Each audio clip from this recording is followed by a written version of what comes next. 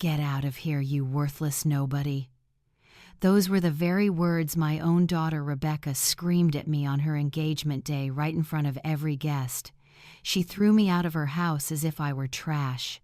What she didn't know was that I, Elizabeth, 68 years old, had just sold my company for $34 million. But that day, I chose silence. I simply said, "All right, sweetheart," and walked away without an argument. The next day, I moved back into my log cabin in Aspen. 3 weeks later, she would be the one begging for my forgiveness. It all began when I attended her engagement to James. I brought an expensive gift, a real pearl necklace I had bought in Paris. My heart swelled as I prepared to share that special moment with my only daughter. But the instant I stepped inside, I felt the sting of scornful eyes. Guests whispered. James ignored me completely, and Rebecca acted as if my presence embarrassed her. "What are you doing here, Mom?" she asked coldly when I walked up to congratulate her. "I came to celebrate with you. It's your engagement day, after all." Rebecca looked me up and down, judging my simple brown dress and my worn-out shoes. She didn't realize that behind that modest appearance was a woman who could buy the entire room without blinking. "Listen, Mom," she said loudly enough for everyone to hear. "This is a high-class party with important people. You can't show up dressed like a cleaning lady and pretend you belong here." Her words cut me like knives. Guests started snickering. James approached with a smirk. "Elizabeth, I think you should leave. This isn't the place for you." I kept my composure, though inside I was shattered. "I only wanted to give you this gift," I said, holding out the necklace box. Rebecca took it without even opening it. "Thanks, but next time, ask first before showing up. Not every event is for everyone." The humiliation peaked. 40 people looked at me as though I were a stranger in my own daughter's life, but the worst was still to come. Barbara, James's mother, stepped forward with arrogance dripping from her voice. "Elizabeth, dear, I understand you want what's best for Rebecca, but you must see that she's now part of our family, a family of social standing. Perhaps it's best you keep a respectful distance." Her words were the last straw. Rebecca nodded in agreement with her future mother-in-law. "Mom, she's right. You need to understand your place. I'm not your dependent child anymore. I have a comfortable life now, a bright future, and honestly, you embarrass me." In that moment, my world collapsed. I remembered all the years I had worked myself to the bone so she could have a proper education, all the sacrifices I had made so she never lacked anything. I had once sold my first condo to pay for her college tuition. I had turned away from relationships so I could raise her wholeheartedly, and now she treated me as nothing but a burden. "Embarrassing?" I repeated, my voice trembling. Guests leaned closer to catch every word of the unfolding drama. Rebecca put her hand on her hip, defiant. "That's right, Mom. Embarrassing. Look around. Everyone here is a successful business leader or a well-known professional. What do you have to offer? What could you possibly say to them?" James cut in with chilling cruelty. "Elizabeth, let's be honest. You rent an apartment. You have no savings, no degree. Rebecca deserves to be around people at her level." Each word was like a dagger to my heart, every syllable crafted to humiliate me publicly. Barbara chimed in with her fake sweetness. "Nothing personal, Elizabeth. We just think Rebecca needs to focus on her new life without being distracted by the past." That word, distracted, echoed like a death sentence to my emotions. Rebecca moved closer, her eyes full of disdain. "Mom, let me make it clear once and for all. I don't want you at my wedding. I don't want you in my new life. You're the past, and you should stay there." The room grew suffocatingly silent. 40 pairs of eyes pinned me, waiting for my reaction. I felt my soul shatter into 100 pieces, but deep inside, a voice long dormant began to rise. For the first time in my life, my daughter had crossed a line she could never uncross. In that instant, I decided I would never swallow humiliation again. "All right, sweetheart," I said with a calmness that even surprised me. "You're right. I don't belong in your life anymore." I picked up my purse, turned, and walked out. As I left, mocking laughter and jeers followed me. "Poor old lady," someone muttered. "Pathetic," another voice added. That night, alone in my apartment, I made a decision that would change everything. I cried harder than I had in decades. But through the tears, something fierce awoke in me, a cold fury, an iron will I had buried for too long. I went to my desk and opened the hidden drawer where no one knew I kept my secrets. Bank statements, property deeds, investment certificates, $34 million waiting for my command. Rebecca had no idea who her mother truly was. In her eyes, I was a poor, pitiful old woman. But the truth was far different. For 40 years, I had quietly built a financial empire. While she studied and played, I invested every dime I earned. Real estate across 3 countries, stocks in multinational corporations, high-yield funds, all in my name. At dawn, I called my attorney, Richard. "I need to see you right away," I said. "It's time to activate the plan we prepared years ago." Richard was the only one who knew the reality of my finances. He had managed every transaction, protected my assets, and kept my secret for decades. "So you're finally ready to reveal your fortune?" he asked. "Not exactly," I replied with a bitter smile. "I'm going to disappear for a while. But before I do, I want Rebecca to learn a lesson she'll never forget." He understood immediately. He knew what I had sacrificed for my daughter. He also knew how silently I had suffered. That morning, I packed only the essentials: 3 suitcases of simple clothes, a few personal documents, and some childhood photos of Rebecca. I left everything else behind. I wanted it to look as though I had truly left in disgrace, a failed woman, but the truth was the opposite. As I packed, I remembered the day Rebecca was born. I was 30, single, and chose to adopt her when no one else wanted to. The early years were brutally hard. I worked 3 jobs to support her. I took night classes to sharpen my skills. I gave up my social life entirely to focus on her. Every dollar I earned, I split in half-half for daily needs, half invested for the future. Rebecca never knew she was adopted. I told her father had died when she was very young. She never asked questions, never demanded details. She simply accepted that we were a family of 2. And I poured everything I had into being the best mother I could be. But apparently, that still wasn't enough. I called Elias, my trusted accountant. "Transfer $5 million into my Swiss account immediately," I ordered, "and prepare the paperwork to activate the European assets. I'll be gone indefinitely." Elias had worked with me for 20 years. He knew once I made up my mind, there was no changing it. "If Rebecca asks where you are, what should I say?" he asked.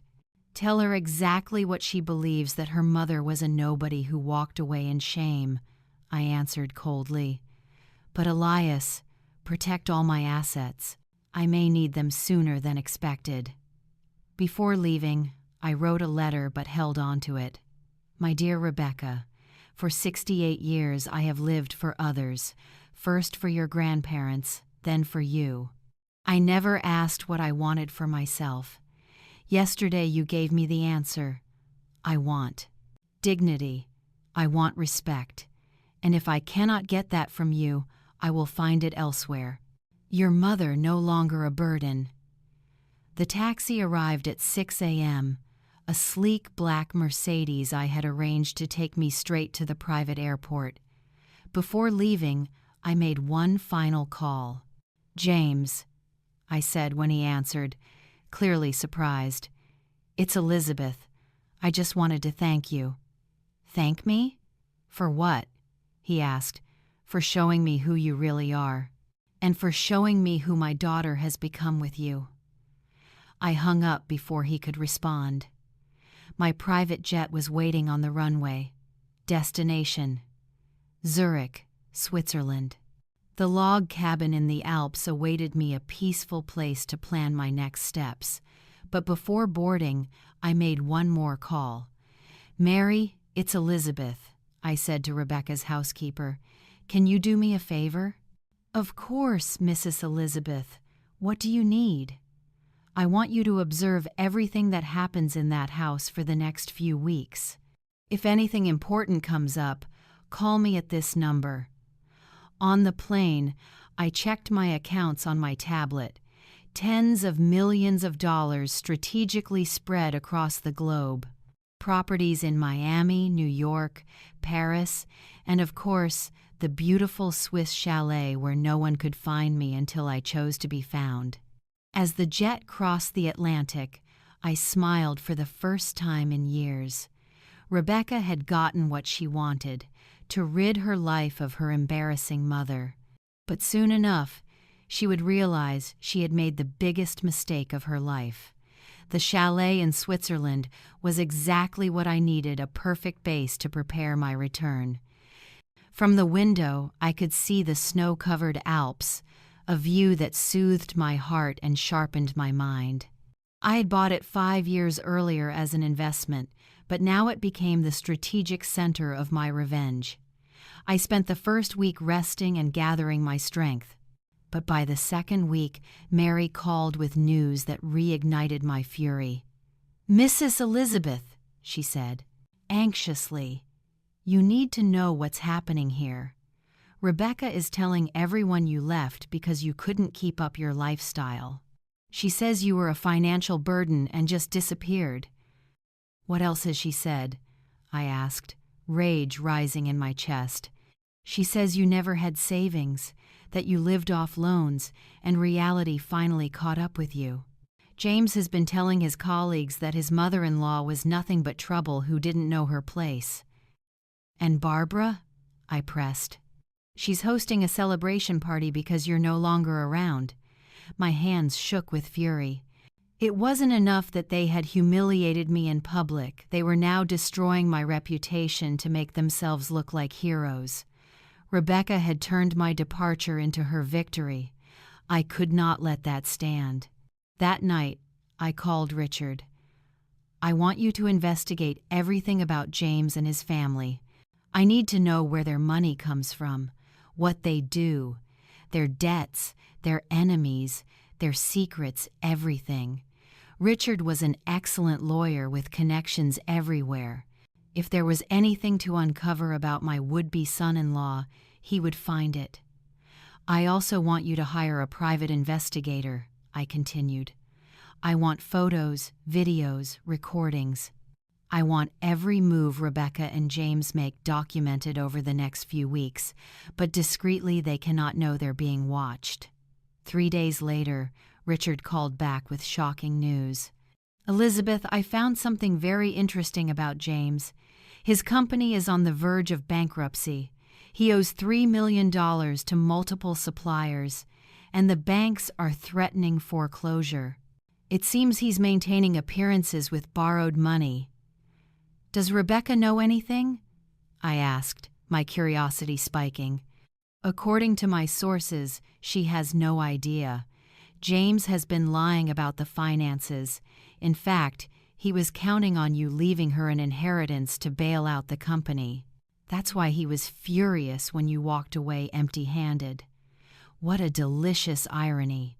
James looked down on me because he thought I was poor, yet he was the one bankrupt. And my daughter, the one who cast me out in shame, was about to marry a man who couldn't even pay his debts. But the most valuable information came a week later. The private investigator sent me a video that could change everything. James was at an upscale restaurant with a young woman. It was clearly no business meeting. They kissed, held hands, and behaved like lovers. The footage was dated just days after his engagement to Rebecca. "Perfect," I whispered as I replayed it for the third time. This was exactly what I needed. But before using it, I wanted to test just how deep my daughter's cruelty would go. I called Rebecca from an unknown number, pretending to be a social worker. "Miss Rebecca, we're trying to reach your mother, Mrs. Elizabeth. We have some important documents for her." "My mother doesn't live here anymore," Rebecca replied coldly. "She left because she couldn't take care of herself. I assume she's in some nursing home or something. I'm not responsible for her." Her words stabbed me like knives. She didn't even bother pretending to care. "There's no number we can reach her at?" "This involves a family inheritance," I pressed. Rebecca laughed mockingly. "Inheritance? My mother never came from wealth. You must have the wrong person. And even if it were true, it has nothing to do with me. Try someone else." I hung up, tears streaming down my face, but inside, a steel resolve rose up. My own daughter had just signed her own sentence. Not only had she erased me from her life, but she was willing to reject any possibility of an inheritance. It was time she learned who her mother really was. That night, in the office of my mountain cabin, I began outlining my revenge. First, dig deeper into James's finances. Second, use the affair video at my naum, the right moment. Third, return to the city at the most unexpected time, not as a humiliated woman, but as the powerful woman I truly was. I called Elias, giving clear instructions. "I need you to prepare every file on my assets and investments. Very soon we'll need to prove my fortune beyond all doubt." "You're planning to reveal your wealth?" Elias asked. "No," I said curtly. "I'm planning to teach them the most expensive lesson of their lives." The plan was forming. Rebecca wanted to erase her embarrassing mother. Very soon, she would realize she had thrown away the only person who ever loved her unconditionally, and by then, it would be far too late for forgiveness. In my 4th week in Switzerland, I got news that fueled my thirst for justice. Mary called, her voice urgent. "Mrs. Elizabeth, you need to hear this. Rebecca is planning to sell the condo where you used to live." "How is that possible?" I asked in shock. "That condo is in my name. She's telling people you signed a power of attorney before you left, that you were desperate and signed everything over so you wouldn't be a burden." My blood boiled. Not only had they lied about why I left, now they were trying to steal my property. But Rebecca had made a fatal mistake. That condo was the smallest piece of my holdings. I had kept it modest on purpose so no one would suspect my true financial situation. "Mary," I said, my voice calm but sharp as a blade, "I need you to do this. Record everything you hear Rebecca say about my so-called poverty, about that forged power of attorney, about mocking me. Record it all." Mary immediately understood the gravity of the task. That afternoon, I called Richard. "Rebecca is trying to sell property she doesn't own with fake documents. File a lawsuit immediately." "You want me to charge her with fraud?" Richard asked. "Not yet," I replied. "Let her sink deeper into her lies. Once she's fully exposed, then we strike." Meanwhile, the private investigator kept sending more damning evidence about James. Not only bankrupt, not only cheating, but he was also borrowing money in Rebecca's name without her knowledge. My daughter was about to marry a swindler who could drag her into financial ruin. For a moment, I felt the urge to warn her. After all, she was still my daughter.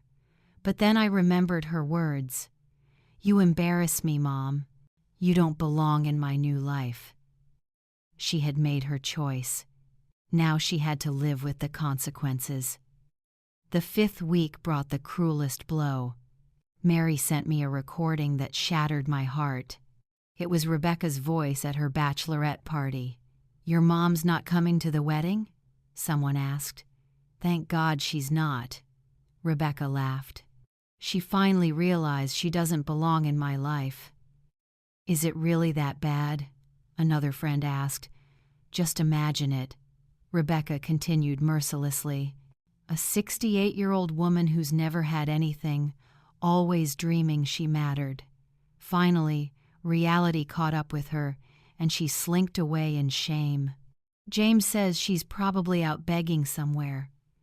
The laughter of her friends was like poisoned daggers driven into my chest. My daughter was turning her mother's pain into a party joke.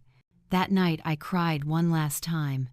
When dawn came, the grief hardened into something stronger, an unshakable will. I called Richard with new orders. "I want you to book the presidential suite at the most luxurious hotel in the city. I also want a discreet security team and a professional photographer. It's time to return." "Are you sure this is the right moment?" he asked. "More sure than ever," I answered. "It's time Rebecca found out who her mother really is." But before coming back, I needed special preparation. I called my personal stylist in Paris. "I want a complete transformation. Hair, makeup, wardrobe. I want to look like the successful woman I truly am."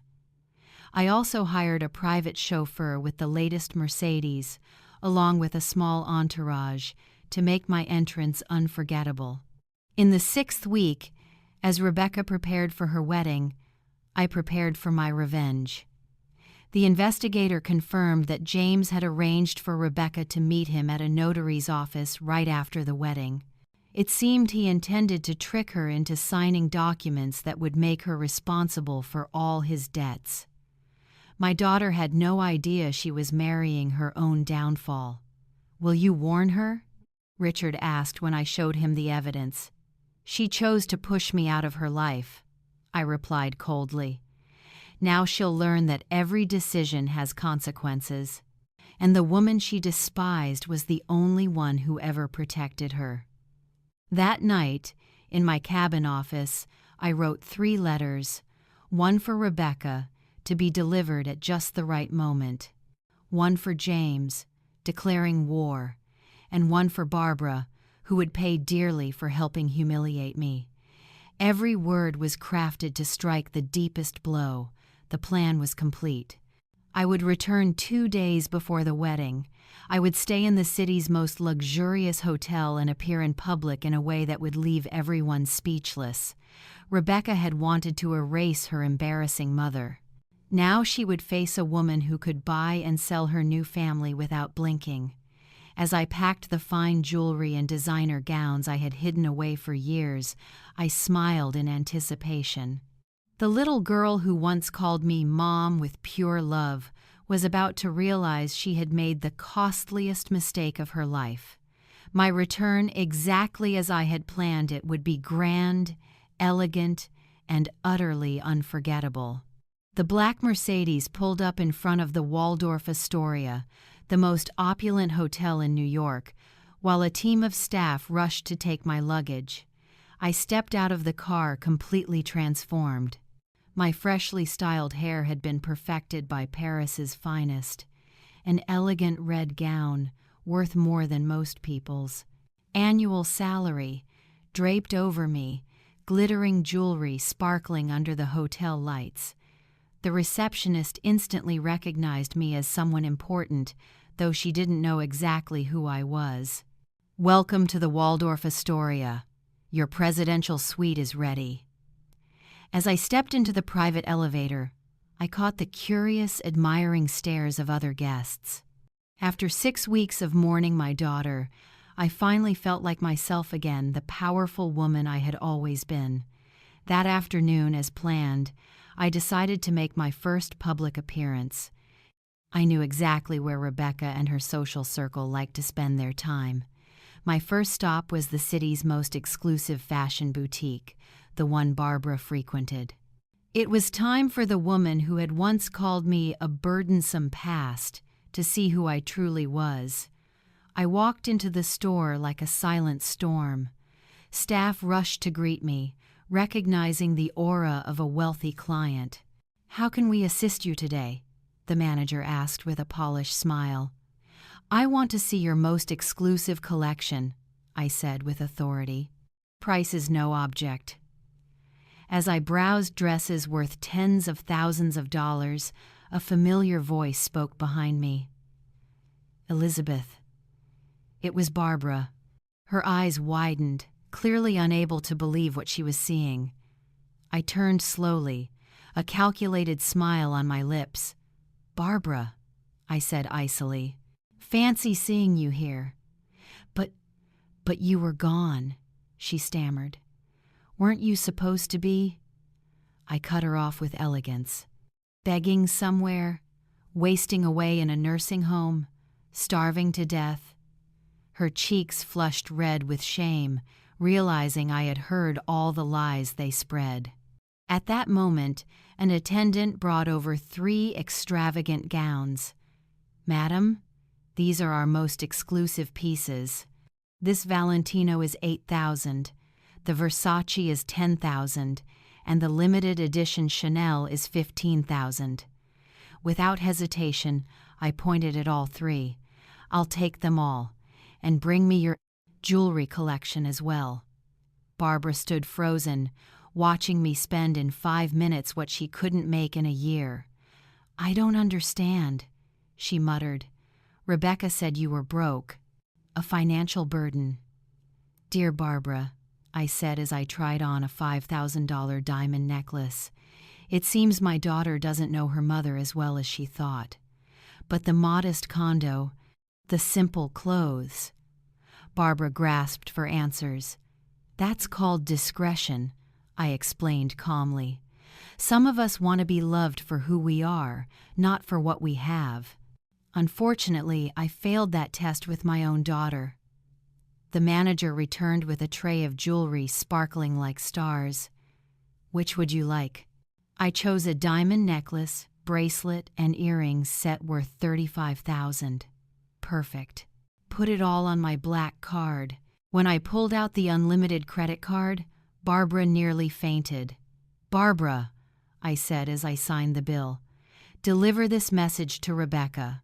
Tell her the mother she was ashamed of has returned, and tell her that on her wedding day she'll receive a surprise she'll never forget." "You're coming to the wedding?" she asked nervously. "Oh, no," I replied with a chilling smile. "She made it very clear I wasn't welcome, but that doesn't mean I can't send a gift." I walked out of the boutique, leaving Barbara shaken and fearful. I knew within the hour Rebecca would receive a panicked call describing the encounter. That was exactly what I wanted for her, to know I was back, but not what I planned. That night, from the presidential suite, I called Elias. "Are all the documents ready?" "Completely," he answered. "Property deeds, bank statements, recordings, the investigators' photos, everything organized in chronological order for maximum impact." "Perfect. Tomorrow is the wedding. It's time Rebecca learned who her mother really is." But before going to sleep, I made one. "Last call." I dialed Mary. "How are things at the house?" I asked. "Mrs. Elizabeth, everyone is panicking. Barbara rushed to tell Rebecca about the boutique encounter. Rebecca is furious and confused. James is worried. No one can figure out how you could spend that much money. Have they talked about canceling the wedding yet?" "Not yet, ma'am, but they're fighting badly." Rebecca screamed at Barbara, accusing her of lying about you, while Barbara insisted she had no idea. That news was like music to my ears. The chaos had begun, and tomorrow would only be the opening act of a play ending in ruin for everyone who betrayed me. As I looked at the city lights from my window, I thought about the little girl who once hugged me and called me the best mom in the world. That little girl had vanished, replaced by a ruthless woman who cast me out like trash. Tomorrow, that woman would pay for her ingratitude. The wedding day dawned perfectly, ideal for my plan. While Rebecca prepared for what she thought would be the happiest day of her life, I finalized the details of the nightmare about to crash down on her. From the presidential suite, I coordinated every step like a general preparing for a decisive battle. The war had begun, and I had every weapon. The first move was to send a special gift to the church, a stunning arrangement of white orchids with a card that read, "To Rebecca, on the most important day of your life. With love, the mother who is no longer a burden." I knew those words would unsettle her, but that was only the appetizer for what was to come. While Rebecca slipped into her gown, I prepared for my grand appearance. The dress I chose was a masterpiece, an elegant black Armani worth more than her entire wedding budget. The jewelry I paired with it cost as much as a house. Every detail was calculated to project power, elegance, and reclaimed dignity. At exactly 2 p.m., as the ceremony began, I moved to phase 2 of my plan. I called Richard. "It's time for the press conference," I said. "Are you certain?" he asked. "There will be no turning back after this." "More certain than ever," I replied. It's time the whole city knew the truth about Rebecca's so-called perfect family. The press conference took place in the grand hall of the hotel, timed perfectly with the ceremony at St. Patrick's Cathedral. Reporters from major outlets swarmed in, lured by the promise of shocking revelations about one of the season's most talked-about weddings. When I entered, the room fell silent. My transformation was so striking that many didn't recognize me. "My name is Elizabeth," I began firmly. "I am the mother of Rebecca, the bride currently being wed at St. Patrick's. I am here to clear up some lies that have been spread about me." Flashbulbs erupted as reporters realized they had stumbled onto a bombshell. In recent weeks, my daughter has told everyone her mother was a poor woman, unable to care for herself, who left in disgrace. I paused dramatically and produced the first set of documents. The truth is very different. I am the owner of a business empire worth $34 million. Gasps and whispers filled the room, quickly rising to a roar of astonishment.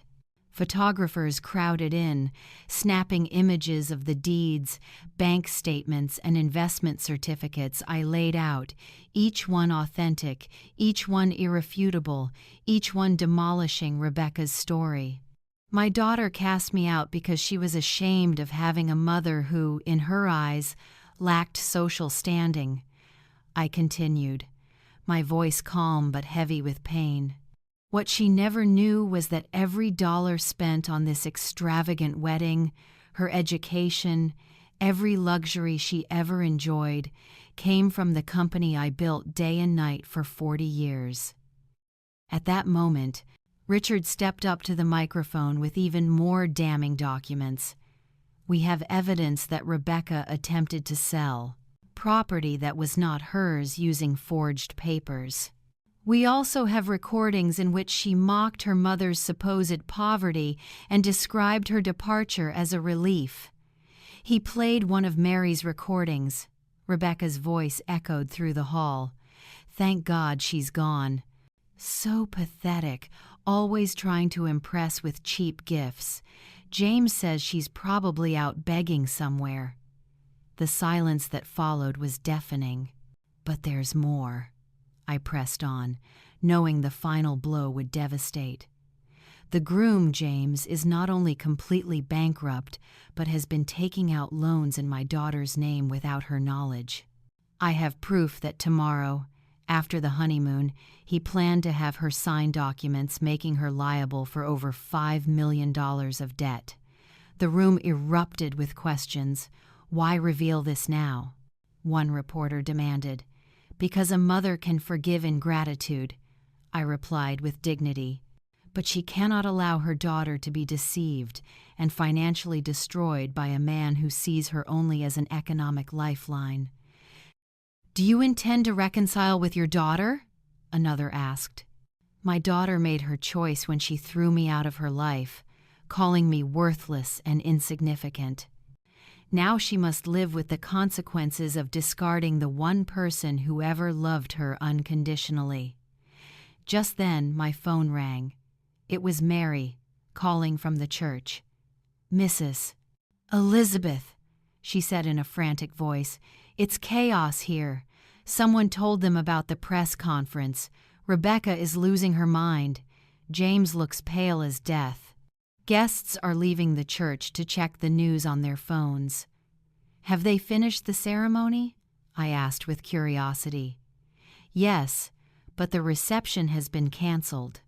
Rebecca is screaming that she wants to see you immediately. Tell her where I am, I replied before hanging up. The press conference closed with a statement I knew would hit the front page of every paper.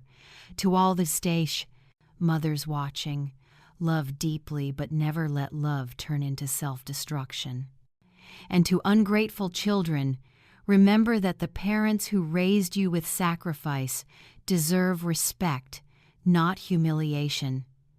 As I walked out of the hall to thunderous applause and blinding flashes, I smiled in satisfaction. The first stage of my revenge was complete. Rebecca had dreamed of a perfect wedding without her embarrassing mother. What she got instead was a shattered wedding and a scandal that would haunt her forever.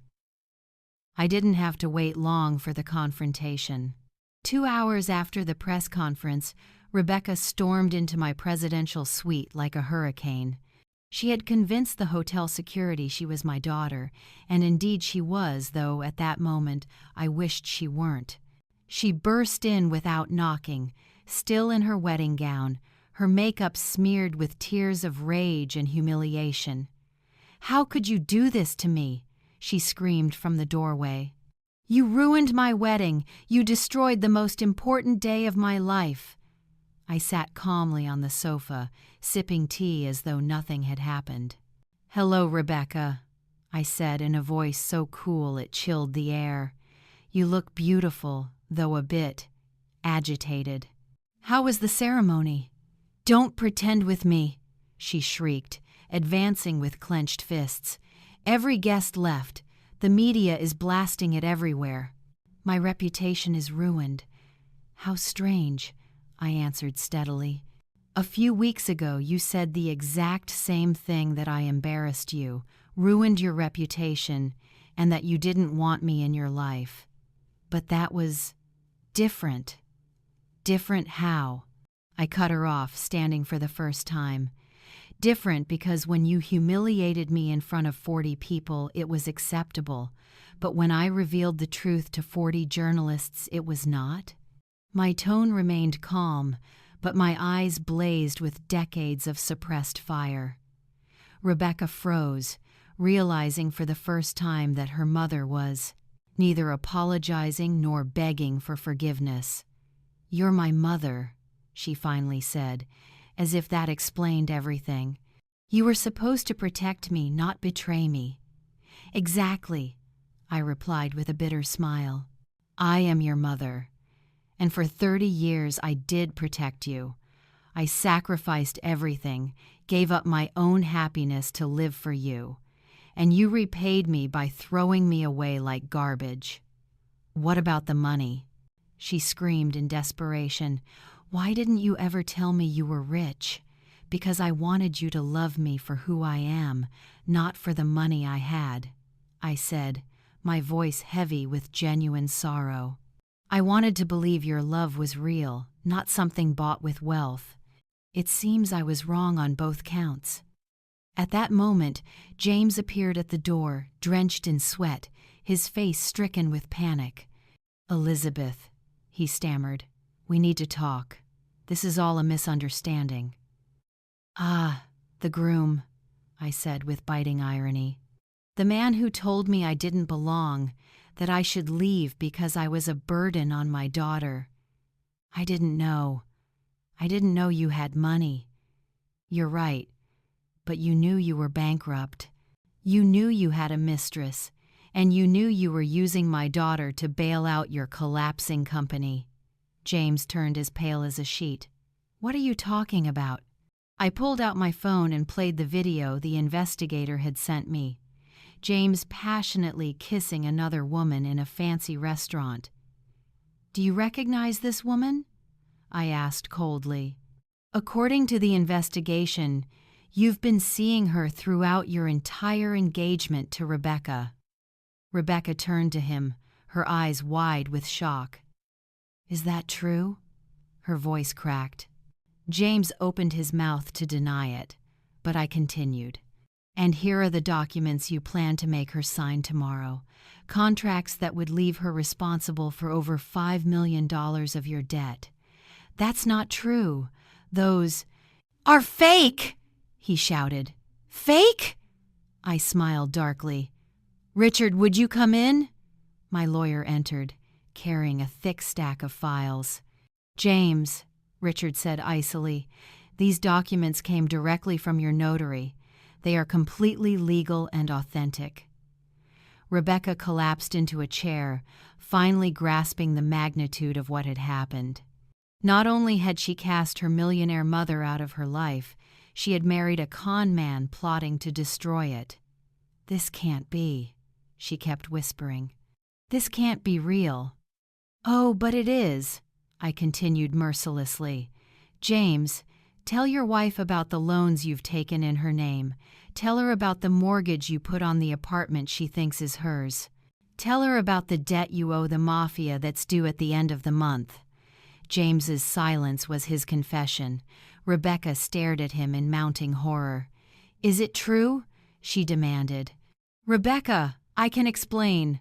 "Shut up!" she screamed, slapping him hard. "You used me? You lied to me? I married a fraud?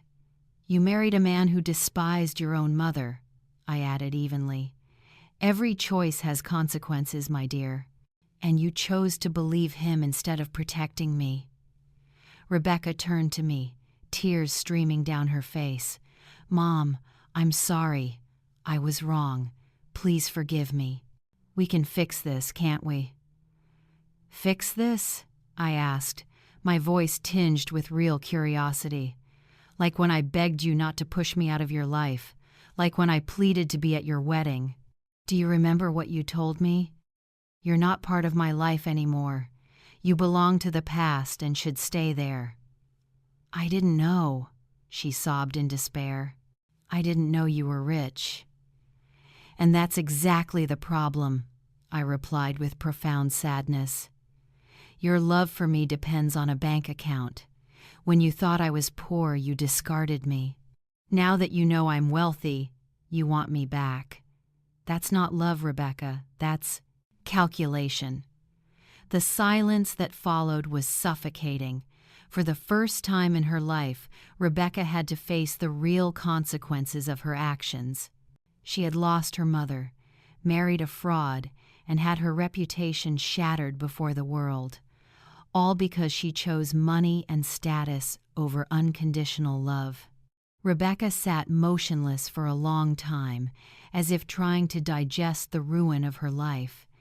James tried to sneak away, but Richard had already called security and the police.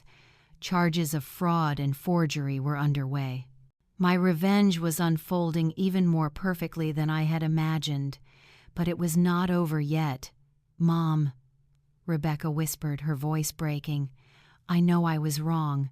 I treated you terribly. But you're my mother. You have to help me." "Help you?" I repeated, my voice sharp with irony. "The way you helped me when you threw me out of your life? When you called me a worthless nobody?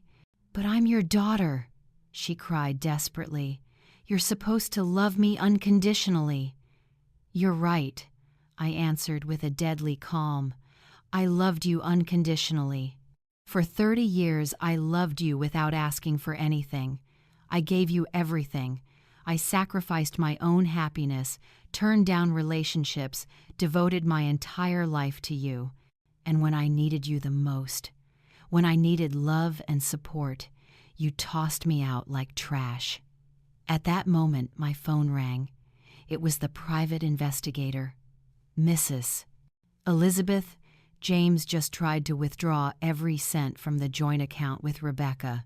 He transferred it all to an account in the Cayman Islands." That news was the final nail in the coffin.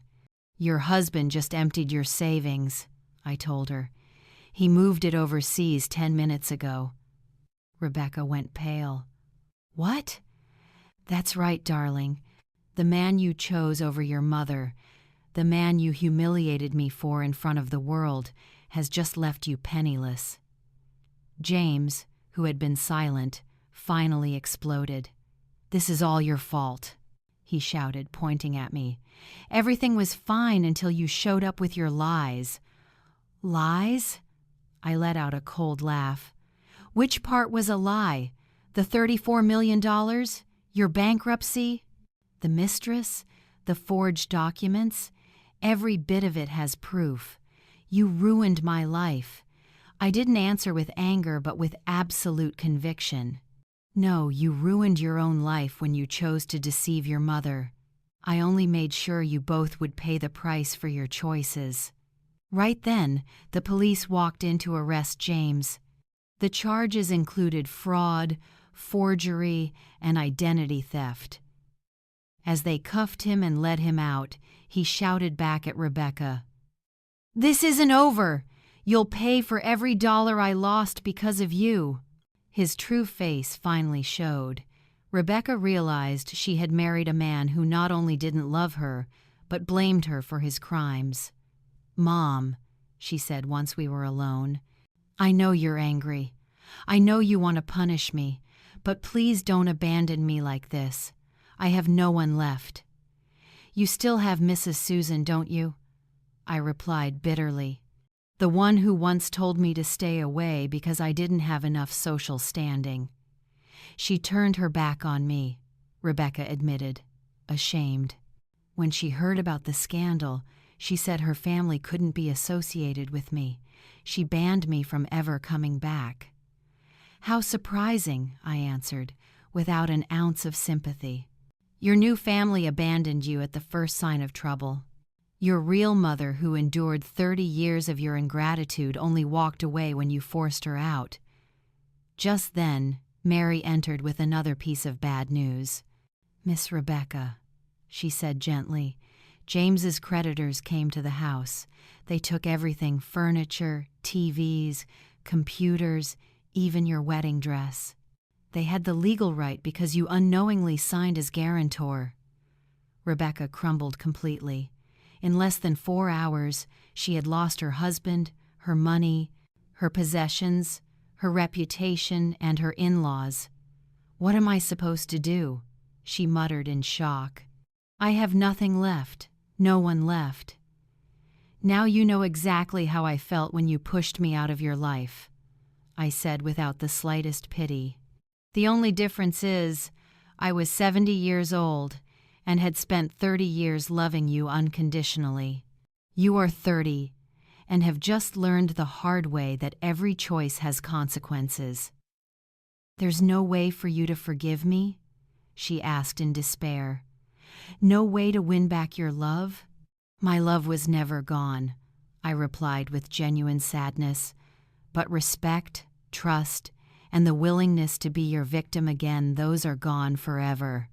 "Then what will happen to me?" "You'll learn to live on your own, just like I had to when you threw me out of your life," I said, rising to end the conversation. "You'll get a job, pay your bills, and face the consequences of choosing money and status over real love. But Mom, my daughter is dead." I cut her off firmly. "You said it yourself. You're not part of my life anymore. That daughter, the one I sacrificed everything for, died the day you called me worthless and cast me out. Now I am Elizabeth, a successful woman who will never again accept being degraded." Rebecca left the room in tears, finally realizing that the most precious thing she had ever owned, her mother's unconditional love, was lost forever. But it was too late for regret. Some wounds never heal. Some words cannot be taken back. She had made her choice, and now she would live with the consequences. 6 months later, my life had found a peace I once thought impossible. From my beautiful wooden home in Aspen, I watched the snow-covered peaks while sipping my morning coffee. Everything was perfectly still, only the sound of birds and wind whispering through the trees. For the first time in 70 years, I lived for myself. Mary visited once a month to bring news from the city. Rebecca had found a job as a receptionist at a dental clinic, barely affording a small apartment in a modest neighborhood. James had been sentenced to 5 years in prison for fraud and forgery. Susan lost her social standing after it was revealed she had covered up her son's crimes. "She asks about you," Mary said on her most recent visit. "Every day," I answered indifferently. "But that's no longer my concern. She chose her path when she threw me out of her life. Now she has to walk it alone." Mary nodded with understanding, though I saw a trace of pity for my daughter in her eyes. Justice had been served, and brutally so. Our story was followed by the media for months, becoming a symbol of ingratitude and its consequences. Rebecca lost not only her social status but most of her friends. The scandal spread nationwide. Richard still called weekly with updates on the legal proceedings. James appealed the sentence, but it was denied, he reported in a recent call. He even tried to sue Rebecca for emotional damage, but the court threw it out as absurd. "What a pathetic man," I remarked without surprise. "Even in prison, he still tries to blame others." "Have you ever considered contacting Rebecca?" Richard asked carefully. "Elias said she's been asking about you at the bank, wanting to know how to send you a letter." "No," I replied firmly. "That woman died to me the day she called me worthless. If she wants to reach me, she can use official channels like any stranger." But Richard's question lingered in my mind for days. Did I miss my daughter? The answer was complicated. I missed the little girl she once was, the teenager who hugged me after nightmares, the young woman who called me her best friend. But the ruthless woman who threw me away, I did not. One afternoon, while sorting through old photos, I found a letter Rebecca had written when she was 8. "Dear Mom," the childish handwriting said, "you are the best mom in the whole world. When I grow up, I want to be like you, strong, hardworking, and loving. I love you more than all the stars and the moon combined." Tears filled my eyes as I read those innocent words. That evening I wrote in my journal, "The girl who wrote that letter would have protected her mother at all costs. She would have treasured sacrifice and love above money or status. But she grew into a woman who chose cruelty over compassion. I could not forgive that woman even for the love I once felt for the girl she used to be." That autumn, Elias visited me with financial updates and something else. "Elizabeth," he said earnestly, "Rebecca tried to reach out to me. She wants to know if there's any chance for reconciliation. She says she understands her mistakes now and is willing to do anything to win back your love." "Anything?" I asked with bitter irony. "Including turning back time so she never called me worthless?" "She's completely broken," Elias pleaded. "Physically, mentally, financially, everything. She's lost weight, she looks 10 years older. Mary says she cries every day." "Good," I replied, with a coldness that startled even me. Now she knows how I felt during the 6 weeks I thought I'd lost my only daughter to ingratitude. On the anniversary of the day I walked away, I was in Paris, buying art for my private gallery. As I passed through the Louvre, I thought about all the trips I once dreamed of, but gave up to pay for Rebecca's education. Now, at 71, a millionaire, I was finally living the life I had once put aside to be a mother. That evening, in my hotel room, I called Mary as usual. "Mrs. Elizabeth," she said sadly, "Rebecca collapsed at work last week. They admitted her for malnutrition and stress.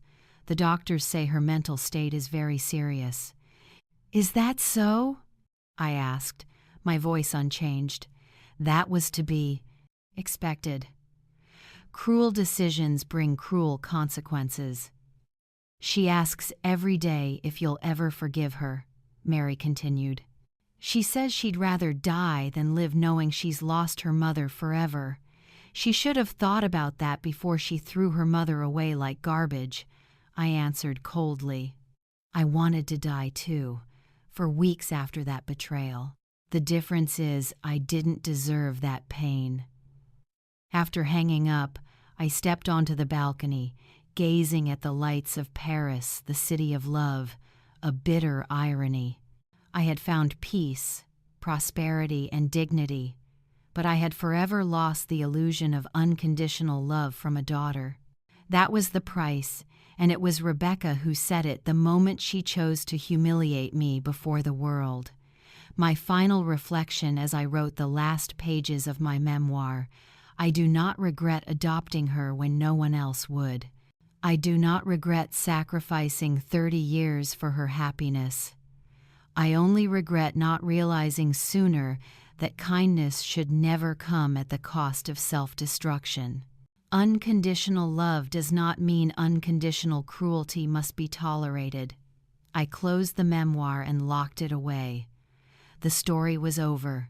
Elizabeth, the mother who sacrificed and was humiliated, was gone.